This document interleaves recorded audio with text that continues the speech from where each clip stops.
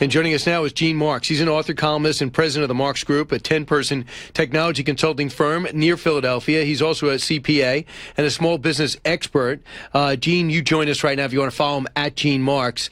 Gene, we want to get your perspective, especially, number one, on the reasons you think for the growth. Well, first of all, this is pre-hurricane, by the way, the end of June. It's unbelievable, Brian, that we're actually on there and everybody's getting all excited about 3.1% growth. I mean, it gives you an indication like where we've been over the past 8 or 9 years. I mean, there were times after recessions where 3 to 4% growth was expected. That was what we dealt with, and now everybody's like cheering because we finally got over that level. So, listen, I mean, besides the background that you just said, I mean, I write every day for the Washington Post, and I focused on small and medium-sized companies, and so I interview a lot of business people all around the country, and there is optimism.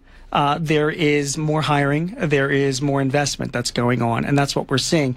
Gross domestic product only kind of tells part of the story. I mean, the National Federation of Independent Businesses, they come out every month with their Small Business Optimism Index. I mean, we're talking 30 million small businesses, and right now, historic highs right now. But what bothers me is the 60% of people who, 60% of the workforce is only working. We need to get that up to 70. Is that possible? Yeah. Or do we have too many people who have retired and are just not eligible? You have a much older population, but at the same time, I'm finding a lot of my clients, and I actually wrote about this recently, that they are actually bringing back workers older. That's a big trend. They can't find people in the millennial generation to do a lot of the work they need, so they're trying very, very hard to come up with compensation and paid time off plans to keep the older workers going along.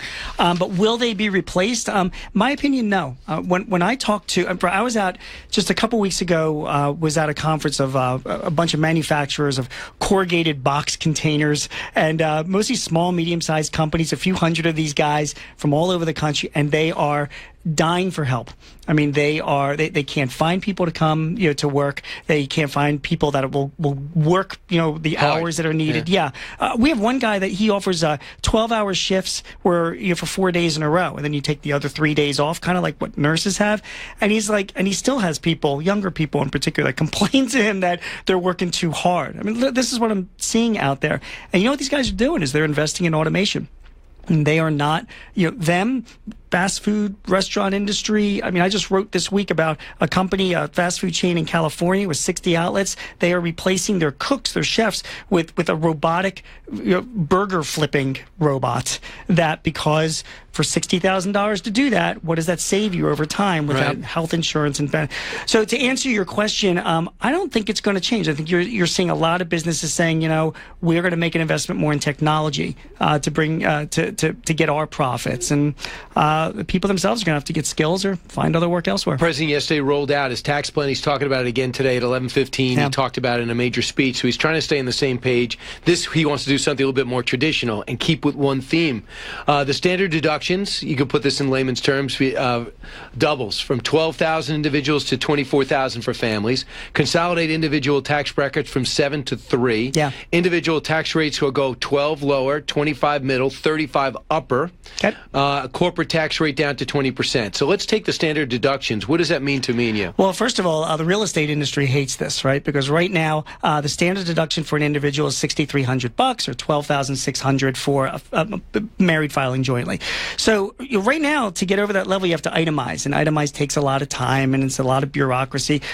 President Trump said a few months ago he wants to put H&R Block out of business, and he said it tongue-in-cheek, but the whole idea of... And that's what you wrote about in your column. That's exactly right. I mean, the whole idea of the standard deduction and raising it to what it is, $12,000 for individuals, $24,000 for you and your wife, Brian. It's just immediate $24,000. You don't have to keep the paperwork. You don't have to keep all those itemizations. So at the end of the year, regardless of what I made or didn't make, I'll get up to $24,000. Up to $24,000, depending on the bracket. Now, again, some people, like for example, I mentioned the real estate industry hates this because interest expense, your mortgage interest, you can deduct as part of your itemized deductions. Well, if you're just going to take that standard deduction now, it's so much more attractive. You're less likely to take that, and maybe you're less likely to buy a new home or take advantage of the tax, the tax advantages of doing that. But at the same time, other people are also saying that they're taking away the exemptions. We get like exemptions for each member of our family. Honestly, that always confused everybody. what you qualify for an exam. So that goes away. It simplifies it. It just says, listen, 24,000 married filing jointly. It's an enormous number. Now, people say we just don't know what the brackets mean. Like, what does get me 12%? What does get me 35%? What is rich? What is upper class? For example, it was at 39.5%. Now it drops to 35% if this thing passes. Right. George Bush had a little bit lower. Barack Obama took 2 increases on the higher end. Ronald Reagan had as low as 28%. Right. See, I'm under the impression that I like when rich people are rewarded, and they usually build things that give other people work and inspire. And that's my always feeling. I don't resent the rich. Yeah, I've always been a big favorite. Again, I write on small and medium-sized companies, and yet as a small business kind of guy, I'm always saluting and taking my hat off to big corporations, because it's the big corporations that provide my bread and butter in my business. They employ so many people, and they're contractors and small businesses to do their job.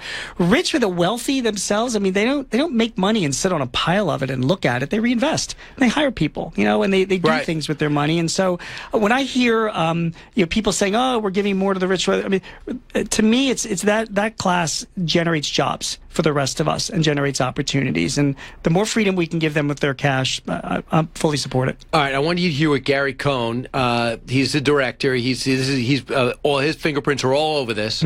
Goldman Sachs guy, cut 15. Our tax plan is aimed at making sure we give middle-class Americans a tax cut.